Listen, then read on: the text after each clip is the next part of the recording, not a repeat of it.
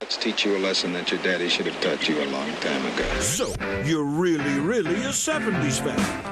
What you see is what you get. Okay, Billy Jack, can you dig this? This carrying on is a terrible thing. It's I Love the 70s Volume 2. And this is 1971 again. I need a miracle, man. The flicks. The fashions. The fads. Love that tan. The TV. That's absolutely right. Yeah, circle gets the square. The tunes. Now. A groove-tastic year that gave us even more burning questions. Do interracial friendships cause cancer? Brian Piccolo has cancer. Everybody on the team thinks it's because of the black guy.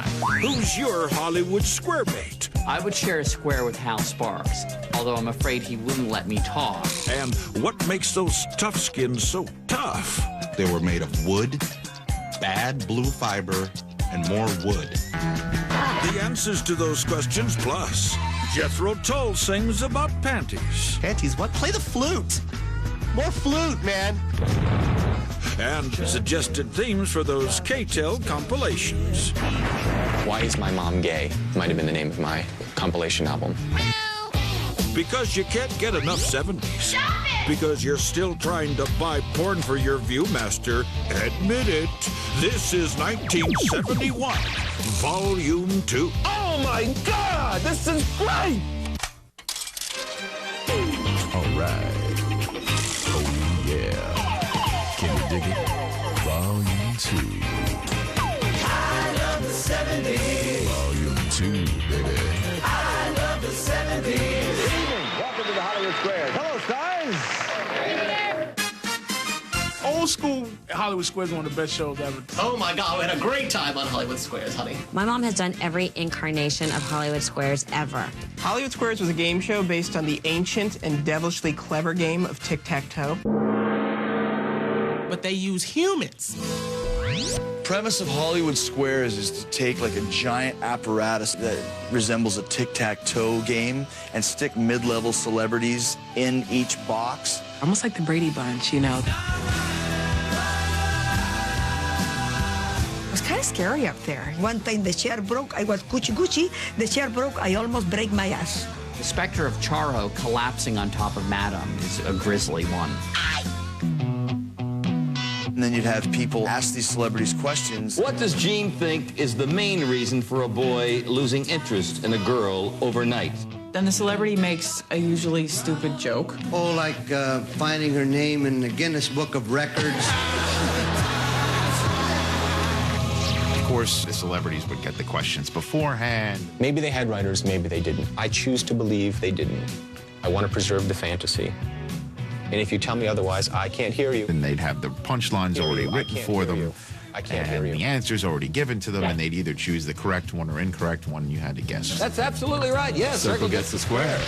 They thought that was the most clever sentence anyone had ever written.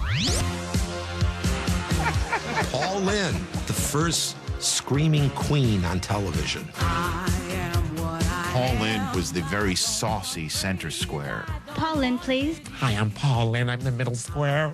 Paul, what should you yell if a woman falls overboard? Full speed ahead. Paul, why do Hell's Angels wear leather when they ride a motorcycle? Cause chiffon wrinkle. Oh, he's the funniest. Sometimes people would have to share squares, too. I always thought that was humiliating. I would share a square with Hal Sparks, although I'm afraid he wouldn't let me talk. Does anybody want to share a box with me? I wouldn't mind sharing a square with Mo Rocca. I'll take one with Mo. Not even Rich Eisen? Not even Godfrey? Honestly, Godfrey needs me. You know what I mean? I'm bringing his game up. That's a good one. He could use me. God, that's pathetic.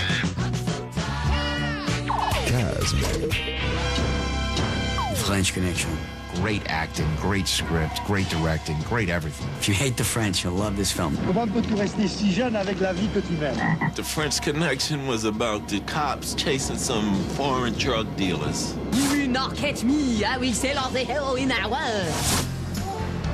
I remember Gene Hackman acting out of his mind. Gene Hackman plays Popeye Doyle. All right, Popeye's here. Popeye Doyle, great character. Hackman was a really good police. He wasn't well groomed, but he didn't have movie star looks. He was really how cops are back in the 70s. It wasn't fake Hollywood stuff, it was real. Hey, Popeye Doyle here, and everyone's woo. And he's a little unscrupulous. What's my name? Doyle. What? Mr. Doyle. Come. The last guy you want knocking on your door at 4 o'clock in the morning, definitely. Popeye Doyle would ask suspects if they ever picked their feet in Poughkeepsie. You've been in Poughkeepsie, haven't you? Ever pick your feet in Poughkeepsie? You took off your shoes, put your finger between your toes, and pick your feet, didn't you? You ever chew your knuckles in Iowa? What? What? I want to hear it. Come on. Yes, you've been there, right? Yeah. I confess. Oh! How did he do that? Popeye Doyle, original Jedi. French Connection is probably the best car chase on film. Before that, chase scenes were lame. The big chase scene involves Gene Hackman's character chasing a subway car on above-the-ground tracks. Trying to race a train, looking up. You see these, 70s muscles cars going in and out underneath the L. It was pretty amazing. I used to drive like that all the time. Come on, get out of the way! Come on! Gene Hackman almost runs over the lady with the baby carriage.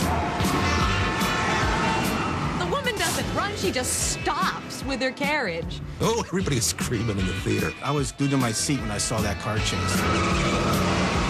Can't go wrong with Gene Hackman in a car chase. That's just a formula for success. The kick-ass movie. I love 71. And now, Bruce Lee, Evel Knievel in Stunt Food. All the way over.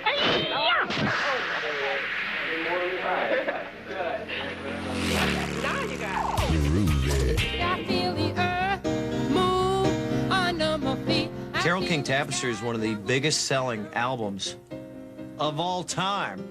Not just 71, of all time. Carole King's Tapestry, she had big hair, and there was a cat. Why do I remember these things? So far away. She started off with So Far Away because she was dealing with something. Then she said, it's too late because he tried to come back. And it's too late. Then she said, you know what? I feel the earth move. She met another man. I feel the earth move. Then she said, you make me feel like a natural woman. She met a black man. You make me feel like a natural woman. What's a natural woman? It was like, I just let my hair grow any which way. I eat a lot of honey and wheat germ. And I take lots of walks in the grass with bare feet. Carole King wrote and recorded You've Got a Friend, and then along comes James Taylor. Oh, I should sing that. Everybody was trying to sing that song. If you're down and trouble, I'll be there. Yeah, I'll be there, friends fly free. I wonder if I called Carole King if she'd be there for me. I felt like she would be. That's a good song for when you're at summer camp. Winter, spring, summer, fall, except for winter, spring, and fall. I'll be your friend in summer for 4 weeks, and then we leave camp, and I'm never your friend again. All you gotta do is call. I don't have your number, you didn't give it to me. You all my camp friends. I love 71. The Rolling Stones' Sticky Fingers album was a very important album. Great rock record. They're the world's greatest rock and roll band, as we all know. It's the Stones at their best. Wild Horses is on there, Moonlight Mile. This has some great tunes on it. Brown Sugar, one of the greatest opening songs ever. Brown sugar, how come you taste so good? The Sticky Fingers album was one of the most erotic, sexy things I'd ever seen. It was a great album cover, and I wore it quite a few times at a few parties. My oldest brother used to kind of hide it behind a stack because this was really dirty. I'm not really sure who they were suggesting this was. I mean, I guess the implication is Mick. I don't know. You'd have to ask David Bowie about that. This really is Mick Jagger. I do know that. I've heard the stories. I know. There's a full coil in there. This is just 14 inches of man meat. It's got to be Mick's crotch. Definitely. Who else could it be? I mean, no one wants to see, Charlie Watts'. I don't think this is Mick's. Guess what? Not Mick Jagger.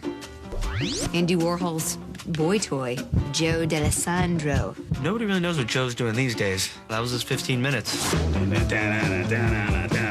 The songs stand forever, and the sound and the performance, it's all there. The artwork, the title of the record, everything was a super moment in rock history. 71. Coming up, Billy Jack kicks ass for freedom. They were bringing violence on the Freedom School, and none of them would fight back, but Billy Jack would. And alternate uses for the Viewmaster. I like the Viewmaster this way. It looks like funny eyes. Next on I Love 1971, Volume 2. But first, Charo TV. 1971. Charo, you're on. Okay, let's have fun. In the 70s, when my coochie coochie was only a kitchi, I was a guest star on many television shows. But there were plenty of others that could have used a taste of Charo. 1971, Charo in the family. Wow! I moved in with the banker and realized that Archie is a bigot. In English, a real egotesticles. I teach him that being different is not bad. In fact, you can learn a lot from others, especially how to coochie. All in the family, very popular. But Charo in the family, now that is a classic. I love the 70s. Volume 2. Back with porn or not porn. Hi, I'm John Waters, and it's time to play Porn or Not Porn. Here are 3 movie titles from 1971. You guess which one are pornos and which are regular movies. It just feels good. Shad, the best porn title of all time. Too bad it's not a porno. Next up, Bed Knobs and Broomsticks. This Disney classic had none of that animated knob action you'd expect from a title like this. Such a letdown. And finally, Below the Belt. Yep, it's porn. Here's the tagline. He loved hard, he fought hard, and they pound him back where it hurts the most. And no, it's not gay. I'm John Waters. Thanks for playing, but I gotta run. I just located a vintage copy of The Lust Picture Show. Want to join me?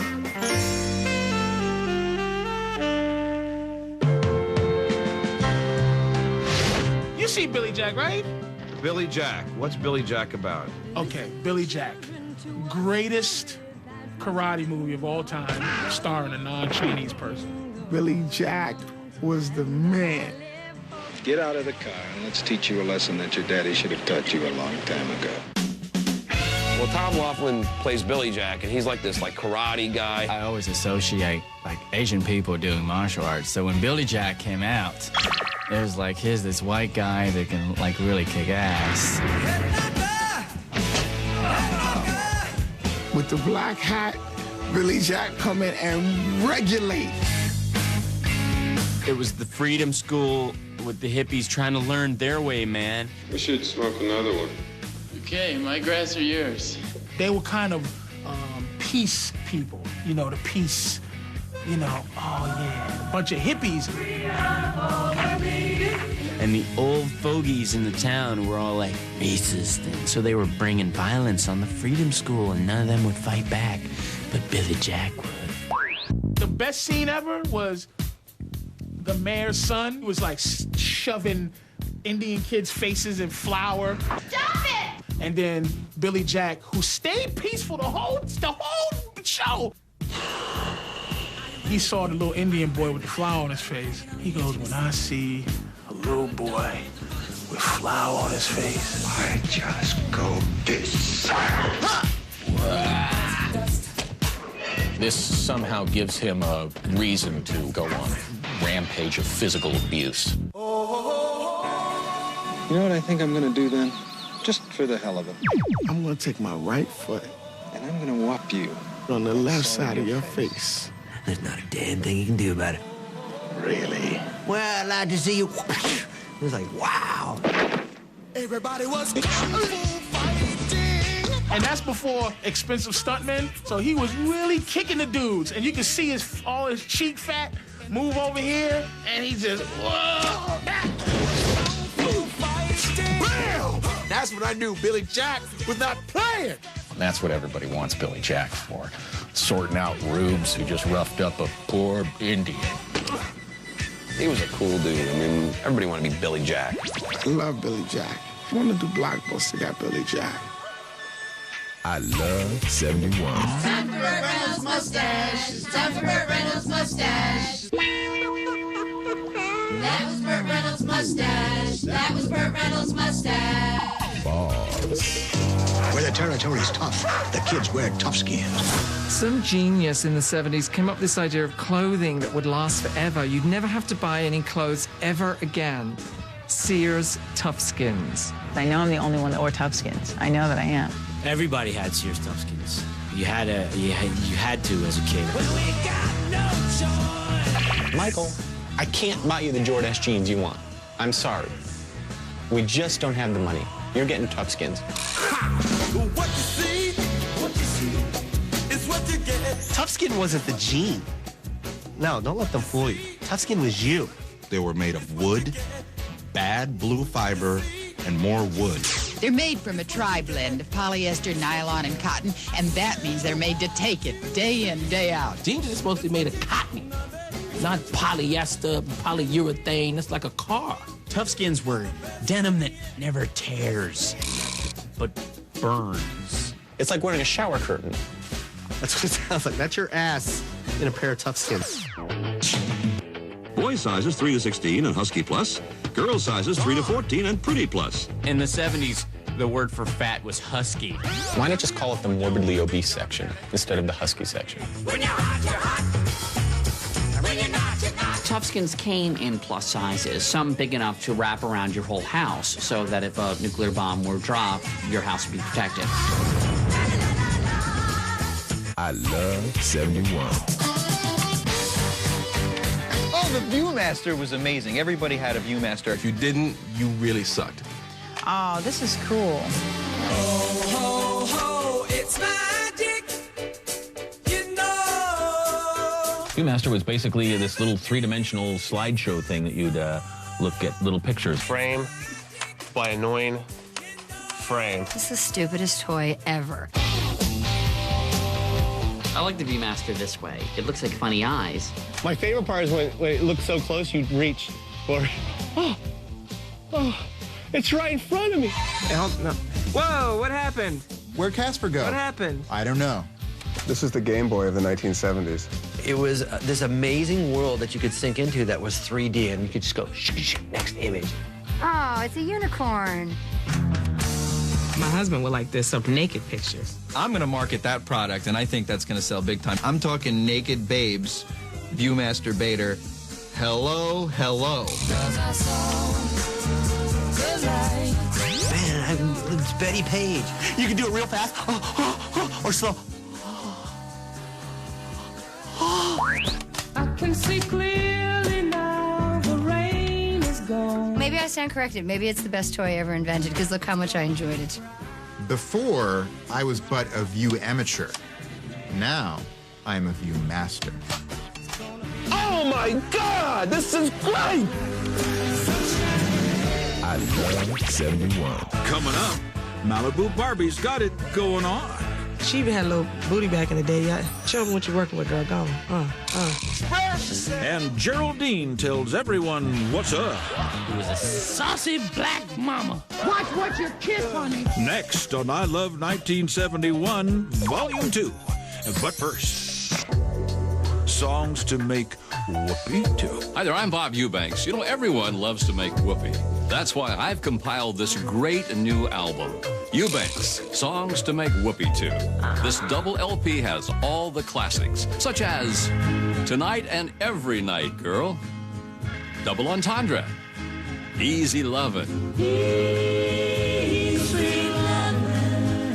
Marathon Man, 5-Minute Miracle. What you see is what you get. What you see is what you get. This special double LP set is available for a limited time only. Also available on 8-track and cassette. Don't wait. Order now. I'm Bob Eubanks. Keep on whooping. And now, 1971. Hi, I'm Allison Arngrim. 30 years ago, I played Nellie Olson, that little blonde bully on Little House on the Prairie. That's right. 3 decades ago. Luckily, time's been good to me. Makeup. Let's take a look at what the last 30 years have done to these people. Sybil Shepherd, then and now. Cat Stevens, then and now. Sean Connery, then and now. Hope you didn't judge too harshly. Remember, half pints. Someday you'll be 3 decades older. I love the 70s. Volume 2, baby. The Dick Cavett Show. The Dick Cavett Show was great because it was really just, hey, let's get a bunch of people on a couch and have a chit-chat. There was a lot of interesting guests on the show. All sorts of people from movies and TV and books and rock and roll. Dick Cavett was urbane. Here I am, little Dickie Cavett, ABC's summer child. Sort of cool, 70s, eloquent. He was like Charlie Rose in a swingers club. Well, we're back from the orgy that you saw in the previous segment. He's a magic man. He was this really stodgy, waspy white guy who did a very intelligent talk show, but then he'd bring on, like, the psychedelic rockers of the late 60s and 1970s. My next guest is one of the superstars of the pop music world. His name is Jimi Hendrix. I remember the interview where he talked about Hendrix playing the national anthem the way he did. When you mention the national anthem and talk about playing it in any unorthodox way, and he kind of judged him on it. You immediately get a guaranteed percentage of hate mail from people who say, how dare anyone. That's not unorthodox. And then Hendrix went, I thought it was beautiful. But then there you go. The whole crowd started clapping, and then Dick Cavett kind of blushed. So you never knew who was going to show up on the Dick Cavett Show. One memorable episode of the Dick Cavett Show featured a debate that turned into a fight between the authors Gore Vidal and Norman Mailer. And it got ugly. This violence, this knocking people down, this carrying on, is a terrible thing. We just disagree. And Norman Mailer's like, you know, you think you're all that in a bag of chips, but you ain't. Gore may bring up everything because the contents of his stomach are no more interesting than the contents of the stomach of an intellectual cow. Mailer was out of control. Are you ready to apologize? I would apologize if it hurts your feelings. Of course I would. No, it hurts my sense of intellectual pollution. Had that been played out on the Jerry Springer Show, we would have had Norman Mailer throwing a chair at Gore Vidal and Gore Vidal saying, "No, you didn't, Norman Mailer." I love 71. The Grateful Dead is a strange, weird musical cult. The Grateful Dead? I don't know where they picked up a name like that. Jerry Garcia is probably the most unlikely rock persona ever. He looks like if your math teacher was stranded on a deserted island for like 20 years and then you rescued him. This is what he would look like. I hate the Dead. I'm sorry. Sorry, I don't like the Grateful Dead. I'm sorry if all you hippies want to jump out of your buses and throw macrame and noodles at me. I hate Grateful Dead music. There, I said it, okay? The experience we relate to is playing music and really getting off and really, getting high from it, and the audience getting high and everybody getting high, and on a really super night, that's what happens. Jerry played, it was like I was part of his guitar. I was a fan, but I wasn't a Deadhead, so to speak. When I went to the Dead shows, people sort of stayed away from me because I looked like a narc. I love nothing more than traveling, which is why I loved being a Deadhead in the 70s. Deadheads go from town to town to town to town to town, and they would just follow the Dead. That was their lives. They don't wash. I was at a Grateful Dead show in college, and I actually heard a security guard saying his walkie-talkie, "Yeah, we got some dirties over here." It's true story. That really says all you need to know. Now, what these people do for work, I have no idea. I can't imagine that being a Deadhead pays all that well. Being a Grateful Dead groupie pays nothing. That's why they were always asking for miracles. I need a miracle every day. A miracle in Grateful Dead concert terminology is somebody who will just give you a ticket. Somebody goes to a concert hoping that somebody would give them a ticket. That is indeed a miracle. Dude, I need a miracle. I need a miracle. No problem. I can turn water into wine. No, I need a ticket. I need a miracle ticket. You don't want any wine? Thanks, though. I think that's why I know I'm not a nice person. I'd be like, buy your own damn ticket, dude. Nowadays, I would say the typical deadhead is probably late 40s to mid 50s. Probably wears Dockers. Look like someone from Microsoft. Quite a difference from the deadheads of the 70s. I need a miracle, man. Mellow out. Get ready to get your groove on as K-tel presents Disco Rocket. K-tel is a company that apparently used to make like crappy Ronco wannabes, and then they started making awesome mixes. K-tel's music magic. All original hits, original stars. They put together the most incomprehensible collection of music that you could ever want, crammed onto one deluxe convenient record album. We had dumb ditties, we had goofy greats, and then we had this one that was sort of like the hipster one called Super Bubble. I think K-tel had a song library bigger than the Library of Congress. I was a big music collector back in the day, and that made my life so much easier. You're like, good Lord, if I go out and I buy every single one of those records, I will break the bank. Thank God for K-tel. Can we put together a compilation? Al Sparks and K-tel present Vapid Soft Songs of the 70s. Why Is My Mom Gay? Might have been the name of my compilation album. Put Gordon Lightfoot, Anne Murray, maybe the Carpenters. I'd call it songs to get your teeth drilled by.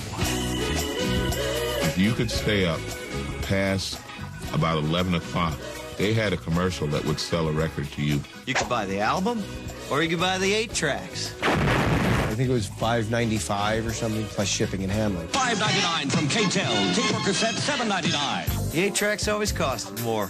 If you had an 8-track player, not only did you suffer the ignominy of having an 8-track player, but you had to pay more for your choice of music. If K-tel never existed, we wouldn't have popular albums today like, now that's what I call a random compilation of recently released semi-popular songs that we can license cheaply and get out in a hurry. I love 71. Look who's got a Ferret too. Don't you wish you had one too? Bitchin'.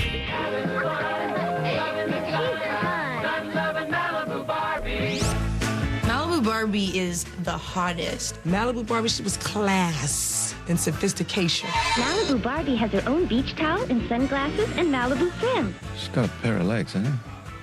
What are you doing tonight, babe? I love the bendable legs, and the Barbie feet were also my favorite. She even had a little booty back in the day. Yeah. Shake that, shake it, shake it, shake it. Show them what you're working with, girl. Go on.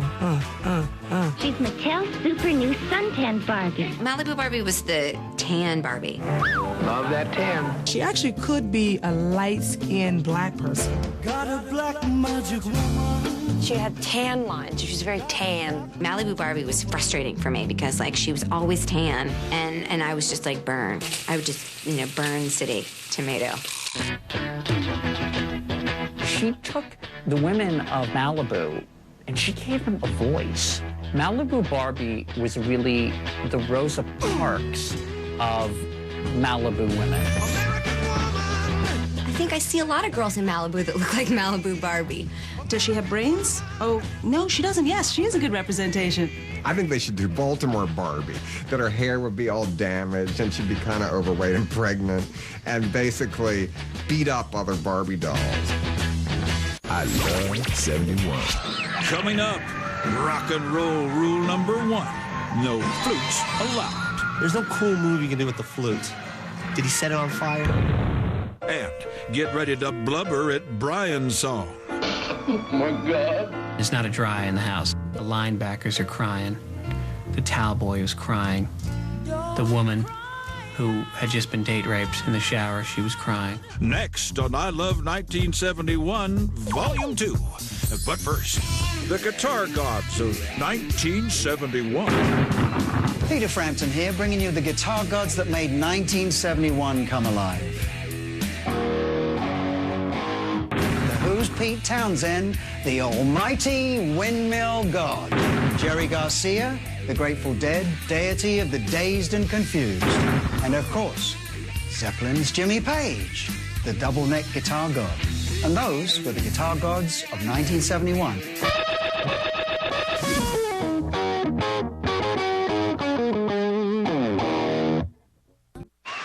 the survivors of 1971. Hi, I'm Gloria Gaynor, and when I first sang I Will Survive, you'd better believe I meant it.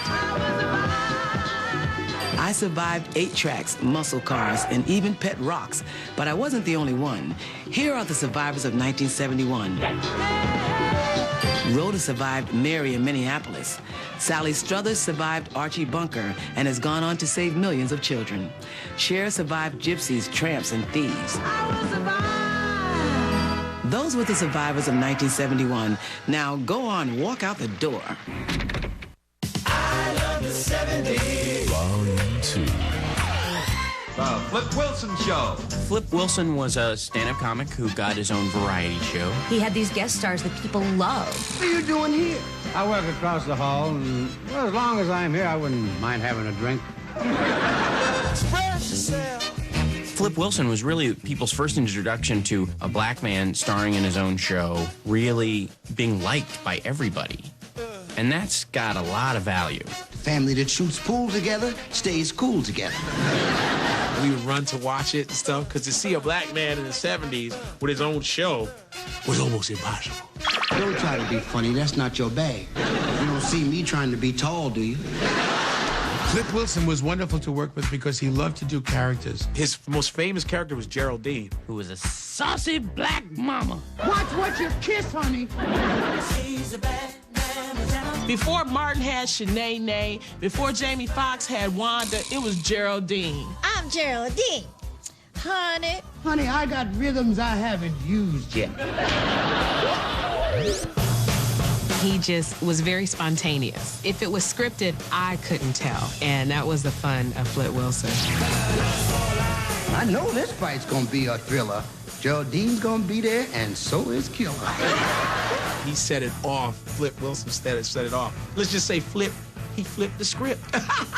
What you see is what you get. I love 71. Now let's see what Dom cooked for Alex the Droog.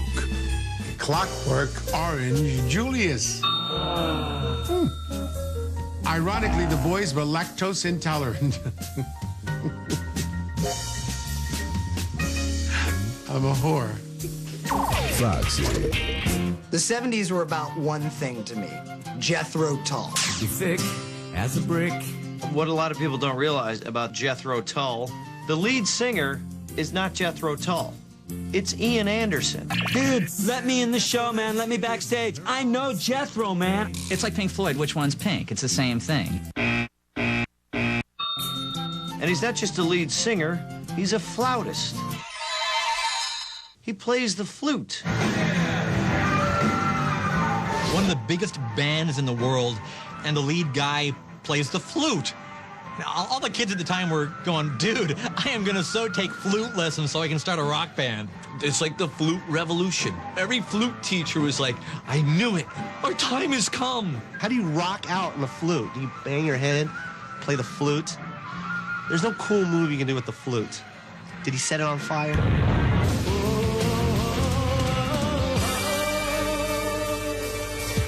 He was always like flopping around in some white flowy thing, like leaping, prancing, flute playing. I mean, it was like, whoa, that real toughie. Aqualung, yeah, that was a very popular song with a lot of the rock and rollers. The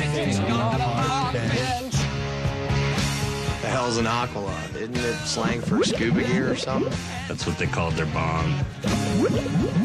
Something to do with a dirty old man. That song's about a kid diddler, right? Watching as the pretty panties run. Panties. Panties? What? Play the flute. More flute, man. The song Aqualung is about a guy who has cancer. He's sitting on a park bench coughing. Kudos to you, Jethro Tull, for writing a song about lung cancer.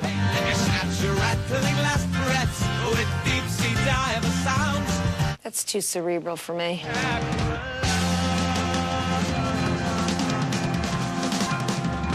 I love 71. The Supercomb, which was a very popular fad in the 70s, was this giant overgrown comb. That's a hot look. If you didn't have that look back in the day, you wasn't doing nothing. Cool cats would wear these. That's a big comb right there. There's no need for a comb this big. You go around combing your hair, you know, you see the mommies and stuff like that. Say, yo, baby, come here. You want to use my comb? The Supercomb is the white man's answer to the pick. The white man was so envious of the black man for that Afro pick that you used to see white guys walking around just like that. Where do you put your Supercomb? Well, you put it in your back pocket. You'd have like this big flag hanging out of your ass, walking around like, oh, hey, he's got the Supercomb. The weird thing, I never had one because you couldn't sit down with a Supercomb in your pocket because it was like the size of a garden trowel. It was like putting a rake in your butt. It wasn't something that you can use as a weapon, but you could use it if you needed it. I'm just saying, in case things got rough, in a dark alley, you pull out your Supercomb. Keep this baby in your back pocket. That shows just that. And that showed all the chicks in town at the mall that you were hot. What this comb said is, hey, no matter what life throws at me or my hair today, I'm ready. Vintage vinyl. If you could read my mind, love, what a tale my thoughts would tell. Gordon Lightfoot was from Canada. If you could read his mind, the truth is you'd probably find a tale about Mounties and moose. It was like one of those songs that you would hear on a drizzly day. That was like the first song that played in the morning. You just know, don't go nowhere. I am a Gordon Lightfoot fan. If You Could Read My Mind is one of my all-time favorite songs. It's like poetry. Just like an old-time movie.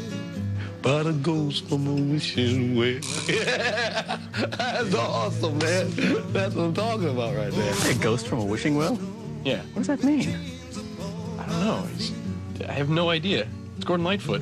Try and figure him out. You know, like, hey, man, yeah, you got it, Gordon. Like a ghost being set free. Yes. Gordon Lightfoot had this wonderful kind of earthy sensibility about him. Lightfoot. He's not Indian, right? He's not native? That sounds kind of Native American. I'm Native American, and we named my sister, her Indian name is Runs with Scissors, and she needs to stop that. I'm reading your mind right now. You're saying, I know he's gonna say something. If I could read someone's mind, I'd probably use it to fight terrorism or start a kick-ass gossip column. I would use it for both good and evil. But I think that Gordon Lightfoot was trying to use it for good. I love 71. Coming up, the movie that showed tough guys it was okay to cry like a chick. You've got a black heart if you didn't cry. Brian's song next on I Love 1971, Volume 2. But first, that's no jive, Turkey. What I liked about The Dead is that Jerry Garcia really introduced me to the pleasures of vanilla, cherries, and little chocolate chunks. Thank you, Jerry. Cherry base. Cherry vanilla base. Cherry vanilla base with chocolate chunks. Garcia invented that. And he could just riff on it for hours. Yeah. He's like, just eat that. Sometimes I'll just eat that ice cream for hours in honor of Jerry Garcia. But wait, there's more. Craving some Volume 2 bonus material in 70s ringtones?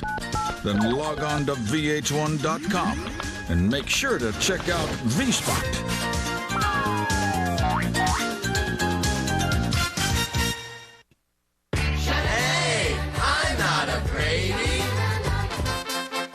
Hi, I'm Christopher Knight. Some of you know me as Peter Brady, but indeed, I'm Christopher Knight. You see, I'm real. Peter is fake. My older brother on the show, Greg Brady, is fake also, but Barry Williams is real. Don't believe me? Greg Brady's Indian name is Stalking Wolf. Barry Williams' real name is Barry Blankhorn. Greg Brady was Doc when the Bradys performed Snow White and the Seven Dwarfs. Barry Williams needed a Doc after fighting Danny Bonaducci on Celebrity Boxing. What was he thinking? See, Barry's not Greg, and I'm still not Peter. I hope that clears things up. That's the way we became the Brady Bunch. Have a very Brady day. I love the 70s. Volume 2.